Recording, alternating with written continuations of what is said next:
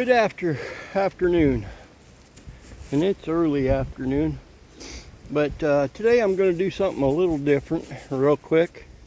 I'm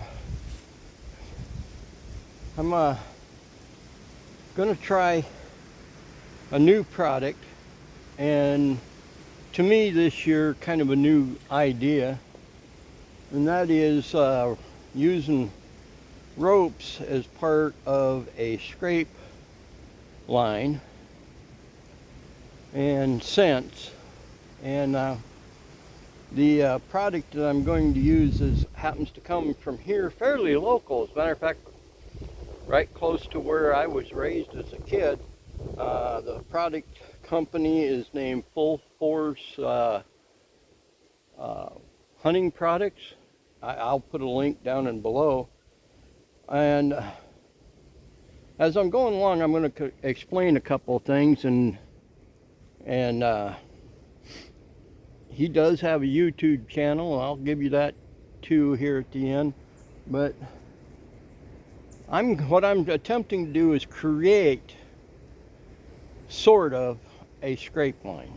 And when I say sorta, this is my walking trail into where I harvested a buck last year and the spring turkey this year.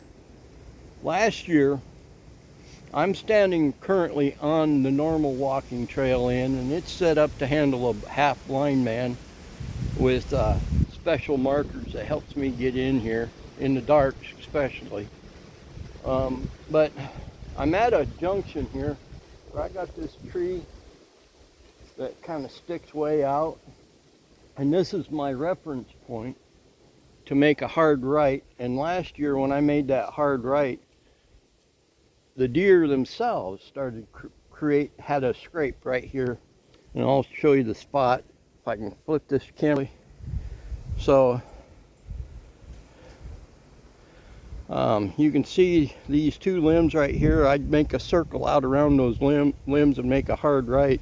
And when I did, the scrape was sitting right there between the two of them. Several good licking branches and rubbing branches basically for a scrape line. So I had a scrape line already established here a year ago. So far I haven't seen that. But by the time I get to where this straight through is, there was another scrape at the end of it, and so on and so forth. Well, in this case, they're not already doing it, but I know the deer are here because I can see them still using my walk-in trail to get in. And when I get in there, I'm gonna talk about edge lines. Now, an edge line out west is simple and easy, and let me get this flipped back around. Is simple and easy a lot of times to see because they're so simple, but simple as, say, an alfalfa field at a edge of a river bottom. Your edge line is the trees and whatnot. Off of the river bottom that come right up to the edge, and sometimes they create quite a extra heavy thick growth of willow and cottonwood and aspen and such. Well, in this case, edge lines aren't always as simple. So when I get in there, and I'm going to show you exactly what I'm talking about. Now, if you're looking here at me, you can see that this is pretty thick, right? But in this point, you look back that way, it's still fairly thick. So I tried this exact trip a while back, trying to explain why I like to turkey hunt. And it's also kind of the same reason I like to hunt anything or even walk in here is I just enjoy being where I'm at. So that pocket experiment really didn't overall work very well. But so today, my walking stick is my tripod, so I can utilize it. And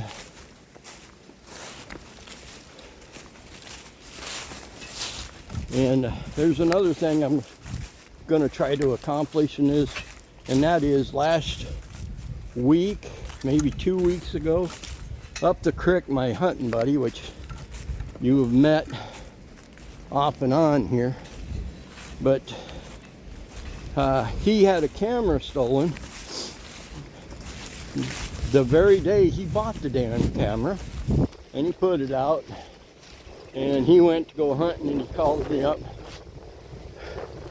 Mountain man, somebody stole my camera and this and that. And I got with him, and sure enough, his camera was gone. Well, you checked my camera on the opposite end of that same trail, because we're running blinds on the same trail, say 250 yards apart. And sure enough, somebody walked back into my camera, which was much harder to get to. Walked in there and took my camera as well. So the second thing I'm going to do is try to, that's why I'm carrying this silly couple sections of ladder from a tree stand with me, is to move that camera in here just a little bit. As long as I'm here, pull the SD card, put a fresh SD card in, and move that camera to overlook this rope setup. And I going to take a minute here to explain what I'm calling edge lines, just right here alone. And to do that, I'm going to flip it around again to where I'm looking at the viewfinder, if you understand. So if you look through here, right, fairly open timber, hardwoods, once in a while a white pine, maybe a cedar here and there, not a lot. Matter of fact, there's a spring probably half a mile that way that develops and turns into a little creek. But nonetheless, you got a nice ridge line up there, which I have seen whitetail up on that ridge line working that too. But then what I'm getting at is when I take and go to the flip side here of this ridge line, again, fairly open timber. Go over there and it becomes a whole lot thicker, and the further I go this way, the thicker it gets. And in itself creates an artificial line that, I shouldn't say artificial, it's a real line, that is much thicker, and the vegetation is much shorter. And believe it or not, the main road is only about 60 to 70 yards that way. So they tend to stay in on this line anyway, to stay out of sight of the main drag for the most part. But I had a little of event in here just this morning where I had a little tiny cow horn spike and turkey horn come through, not legal to shoot. So I've had, and then turn around about 15-20 minutes later, I had a doe and a fawn come through, and both of them technically are legal to shoot. I just choose not to. But I come across last year, just about here, over here where this stretch right here is, what looked to be like a staged area for a fight. It was tore up. And again, one more time, I sound my age right down this back around. And the reason I'm deciding to set this up where I am is I had another scene like this, so I'm going to take this opportunity to go ahead and try out this new product and see if I can get something created and going in this area. Again, as you can see, if you're looking over there, lots of thick tangles, right? Look over here and it becomes pretty open. Okay? Now the deer last year who created this scrape line on my walk-in trail didn't seem to care that I was still using it, because I was using it when they made it. I would just step around or step over any scrape I came across and kept going, and as you well know, I was successful on that little 3x4. So, and if you may see some of my little tricks of my trade for helping me navigate in the dark with my poor vision. I'm killing myself, but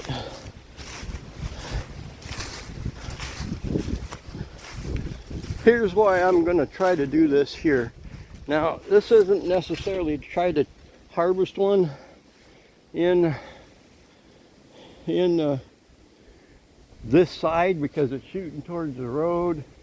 For one, archery season, not necessarily a horrible thing, but this is for future reference, at least for me, how I want to set up. And real quick, right now, currently sitting right, let me see if I can actually get this expanded up. There's my little tiny pop-up I set in. This is one of the cheaper pop-ups I own, but it's easy and convenient to put in here. It's only about 60 inches long by about 39 wide, but I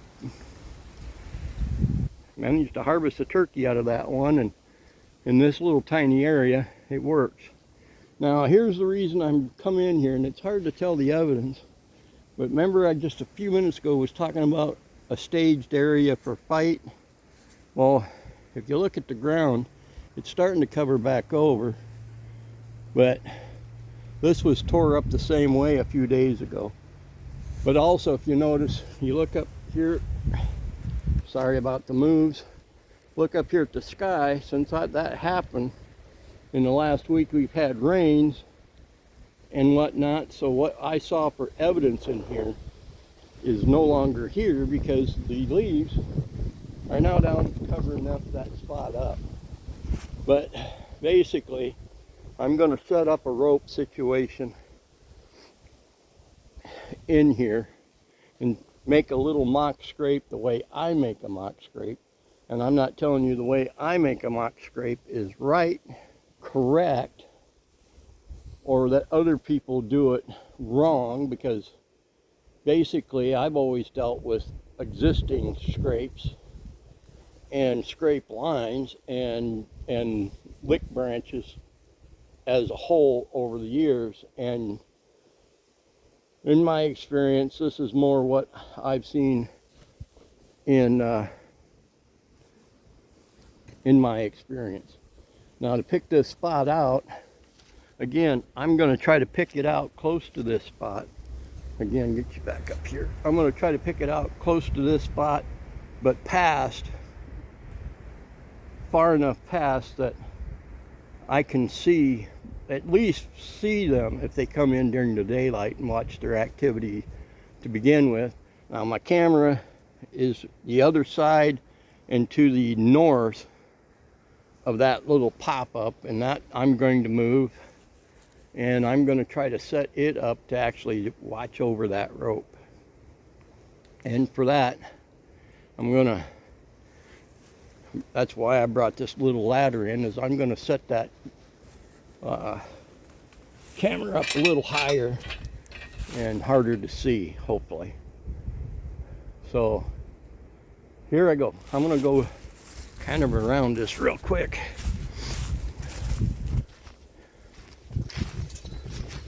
See, again,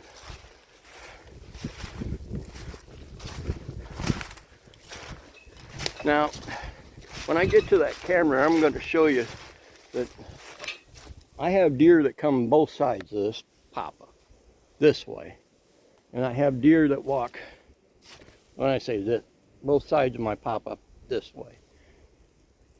But I've seen them come in from back here all the way up the bottom of this hill, And of course there's a main trail that comes off that hill, and I'll try to show you that main trail comes off that hill. It's kind of got what I call, from where I come from, a saddle in it, and a slightly less slope, and the deer use it every year so far without fail.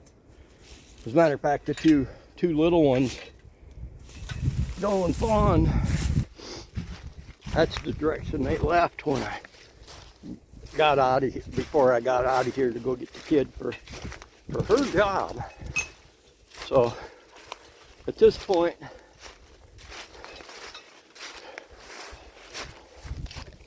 I want it somewhat open, but between here and there, but here seems to be a potential spot to put up a camera, and I want to put it up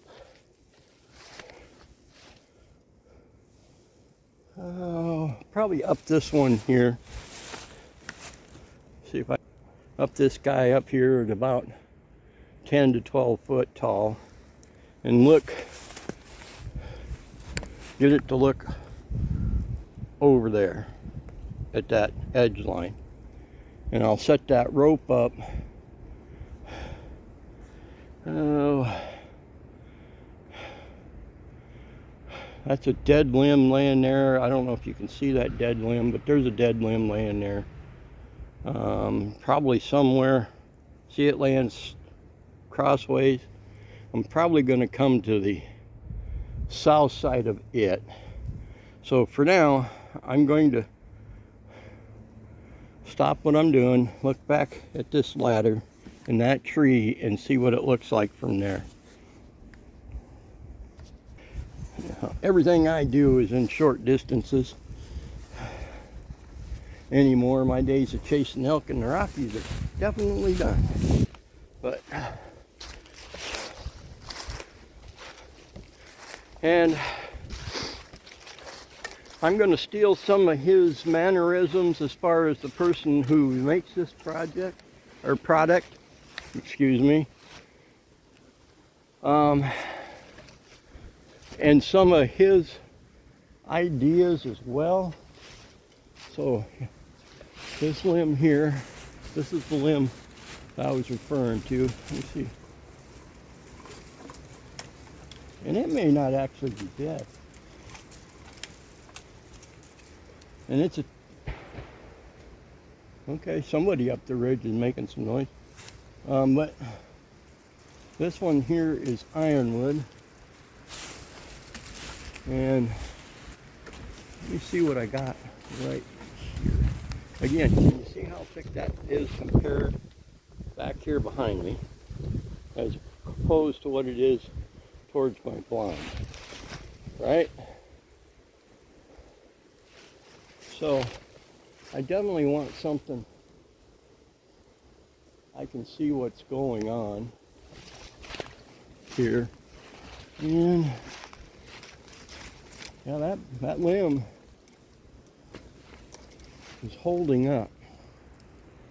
So I'm going to make it, I'm going to do it right here, because that tree I just leaned up against is right there. And that's only maybe 10, 12 yards from where the ladder's sitting. Actually, I'm going to come over here.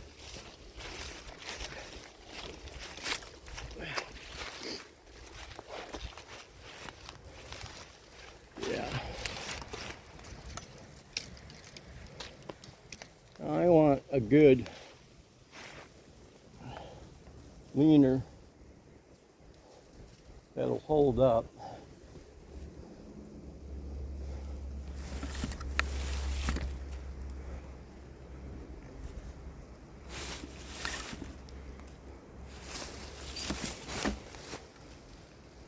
Hold up. Let me see what I'm looking for here.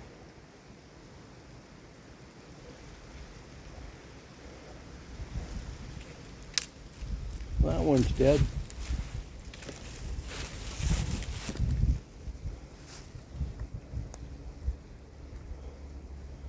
I'm looking for a branch that'll have a little bounce to it and stick out somewhat over the trail. And it looks like I am going to have to come back to this right here, because this, not a heavy branch, but looks like it'll do the trick. Okay, so I'm going to put you on pause. No, well, I'll just leave it running. I'm going to put this, stand this up,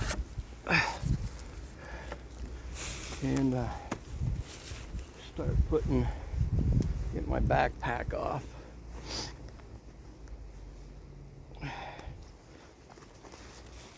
And pull it out. Now there's a couple of things I'm going to cheat here and do. I have a total of 5 ropes to work with today, but I'm only going to probably work with 1 or 2.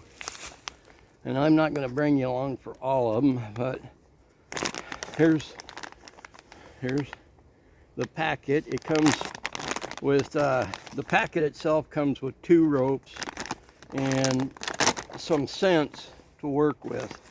In this case, I brought me a sample bottle myself, and I tried to tell him while I was talking to him, but got distracted that he personally likes to take his ropes and zip tie them to the tree. That way nothing can come along and work out his knots that he puts in them. And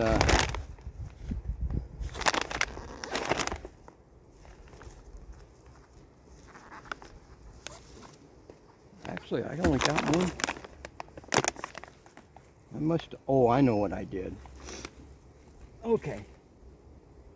So I got 1 rope right here. I got more in the backpack I wasn't thinking of. So what I'm gonna do is bring this around.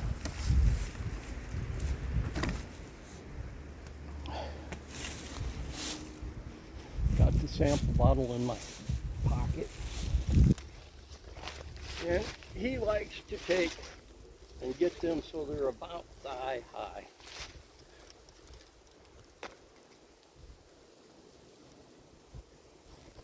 And right now that's about my kneecap, but I'm also holding this down, so I'm going to get my zip. But what I didn't tell him is I have a bunch of zip ties that have quick releases on them. So if I choose to move them, all I got to do is push the little release on them and move them. Now, let me see what this looks like when I let go. So, theoretically, based on this, I should get out a touch further. See, so I loosen that, hit that button right there,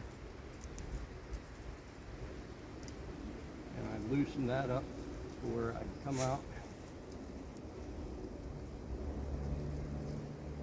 to here and retie it, zip it up, back up.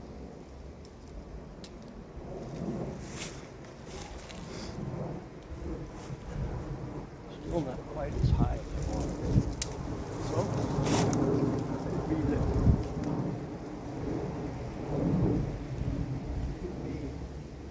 it's about lower thigh. So, the whole reason of the sample bottle is he usually dribbles personally, takes and dribbles up a little bit above the knot and then tries to get it to soak into the knot. I don't know if you can see that here.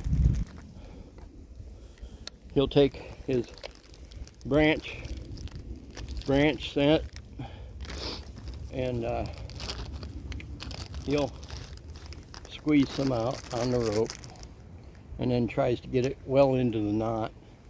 Well, I got this brilliant idea. Right, wrong, or indifferent, the sample bottle is resealable, so I'm going to put some of this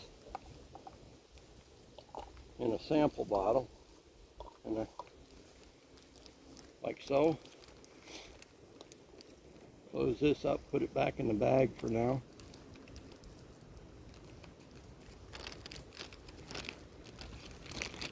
And I'm going to start out by doing this real quick.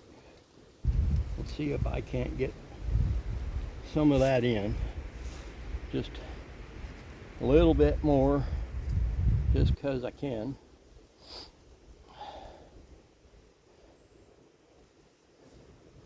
And then of course I'll have some left over to drip down, and I can just start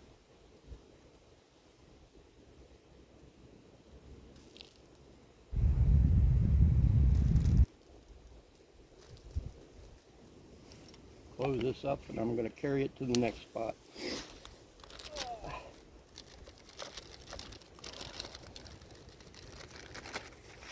So he also sends what he's calling scrape scent, or thrower scrape. And in this case, what I'm going to do is I'm going to make a mock scrape. And normally I would work with my walking stick, but in this case I'm going to pull out my little bipod. Now here's what I do different than what a lot of people do.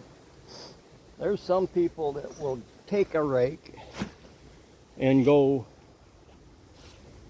bonkers with 1-2 foot circles for a scrape. I personally, and of course I'm not looking at myself, but I personally have never seen a deer make a scrape that way. I've seen a moose, and that's crazy, but moose will make scrapes too. But I've seen a moose that made one that big. But for me, I generally like to just use the end of my walking stick.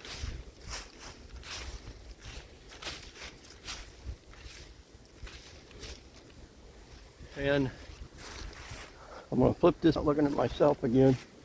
This looking at myself thing. So that's about all I really do to get started. I don't make it crazy. I'll go sometimes 6 to 8 inches wide. That one's closer to 10 and about a foot long. But here's another little trick that I'm going to do that he called it his new product, and I think that was more or less new product introduction. And I think that was more or less a joke, because basically what he was doing was soaking a piece of 1x strip pine board, drilled a couple of holes in it, and then turned around and pushed it as far as he could into the ground with soaked in scrape scent. Now I'm going to pull out that scrape scent here. It is this guy. He's calling it Social Scrape. With me?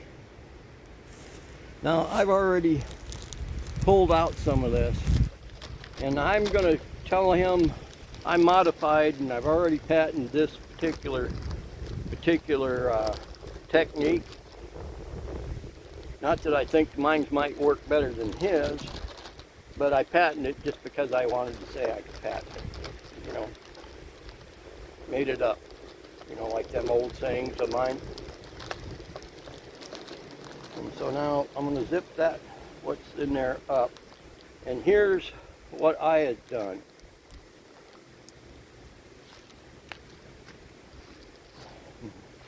Here's a not so much of a sample bottle, and what I call this is essence of stick. Now what I mean by essence of stick is I found an old dried, almost starting to turn punky chunk of limb that's out here. In other words, it's a limb that comes from the environment, of a type that is of environment, and it was free, no extra work. I put it in here soaking roughly about a little before 6 o'clock this morning. It is now, if you give me a second, 1:50. So it's been in soaking for a while. I'm going to turn this around and see if I can't see where I'm at. Like everything, there it is. So in this case, I'm going to come around here so that you can kind of see it. What he done was put this right in the center of it, like so, and then shoved it into the ground.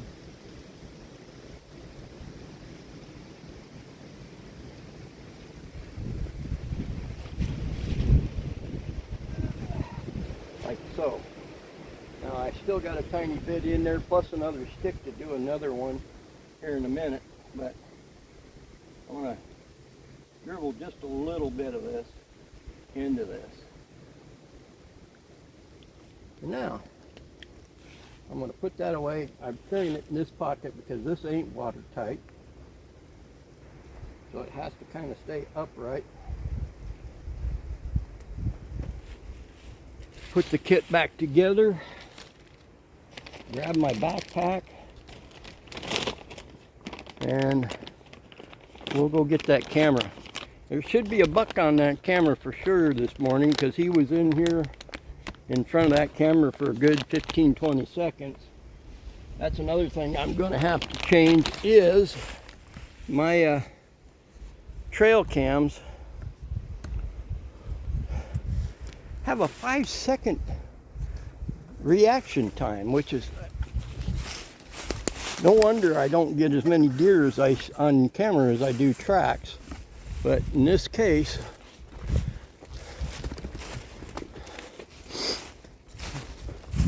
I just have decided it might be time for me to upgrade. So I can see the rope from right here just fine. I'm gonna get the ladder set up here. I'm gonna put you on pause.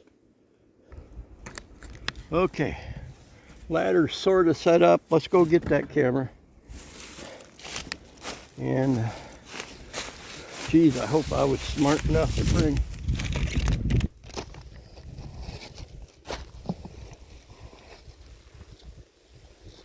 Hold on. Dang it. Well, as usual, I managed to screw the pooch. I forgot to bring some mounting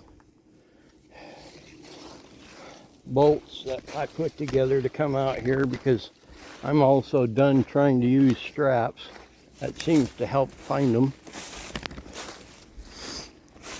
But I forgot to bring them, but we're going to set that camera up there anyway. And go from there.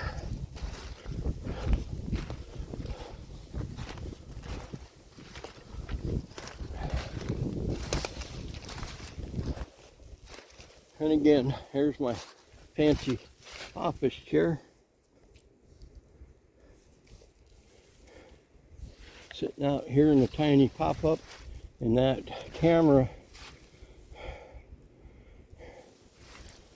from my pop-up is currently right over in, I just saw it, me and my eyes. Okay, right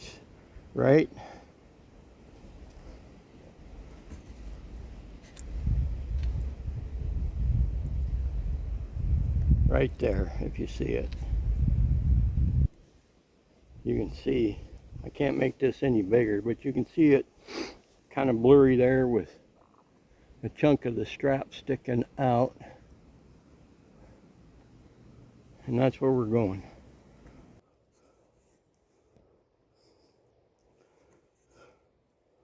Yeah, hopefully it's catching me on camera.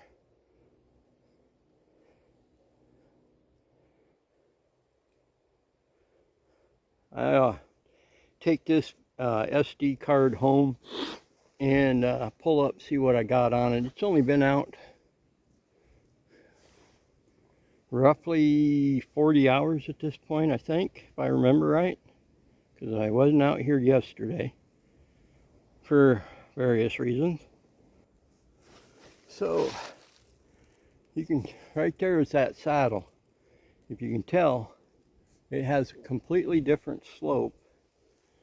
And the deer come right down that booger and come across. And like I said, I had, here right now, I'm within